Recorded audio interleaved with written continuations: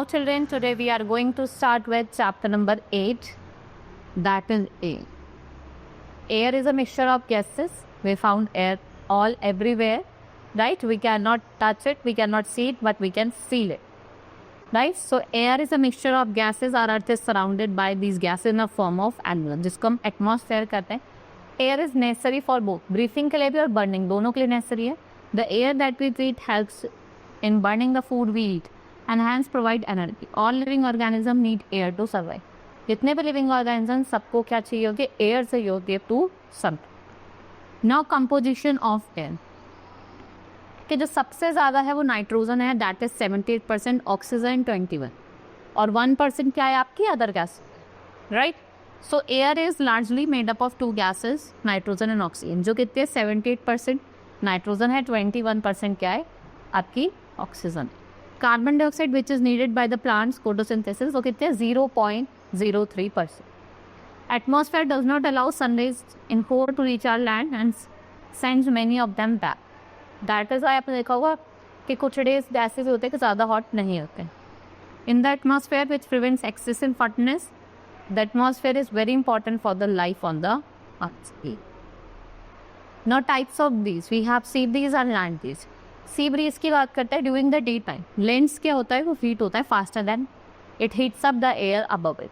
So as the hot air is lighter it rises up. वो क्या करती है? राइज होने लगती, ऐसे उठने लग जाती है, right.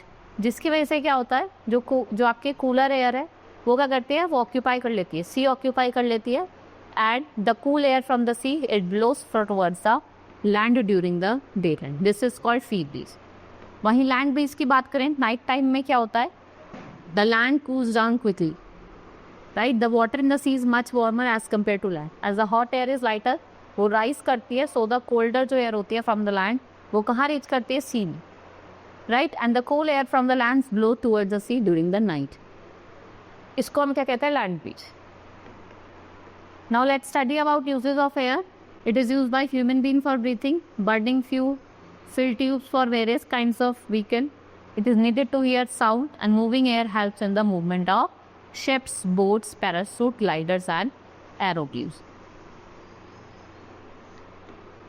Right? Now air has weight and exert pressure. Air के अंदर weight होता है और वो pressure भी exert करते हैं. Yes. We know that force of the gravity holds air in our atmosphere. Weight of the air exerts great pressure. It is called atmospheric pressure. और हम atmospheric pressure को किससे measure करते हैं? With the barometer. Next is air pollution. Air is said to be polluted if it contains substances that are harmful. These harmful substances are called pollutants. ये unburned carbon particles होते हैं from fuels, carbon monoxide, sulfur dioxide and nitrogen dioxide and lead. Now effects of air pollution. जो polluted air होती है what it causes? Respiratory disorder. जैसे bronchitis हो जाता है, asthma हो जाता है, throat infection होता है, right? Polluted air causes irritation in eyes and on skin. Polluted air produces acid rain. ये डैमेज कॉज करता है to the soil, plants, animals and even building. Normally जो मैन है वो 3 weeks रह सकता है without food, but without water 3 days भी नहीं रह सकता, राइट.